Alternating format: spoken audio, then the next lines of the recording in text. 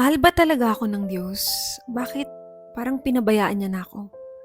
Siguro yun yung tanong sa atin ng iba ngayon, lalo na yung mga nahihirapan sa buhay, may sakit at karamdaman, o kaya may pinagdadaanan sa loob ng kanilang pamilya. Papatanong ka talaga, lalo na kung ang purong nakikita mo na lang ay mga pagsubok sa buhay at hindi mo makita yung kabutihan ng Diyos, yung pag-ibig ng Diyos. Pero meron siyang magandang pangako sa salita niya na pwede nating panghawakan. Sabi sa Psalm 103, verse 11 to 13, "For as high as the heavens are above the earth, so great is His love for those who fear Him.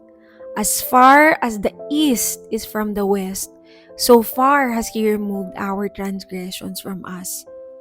As a father has compassion on his children, so the Lord has compassion on those who fear Him."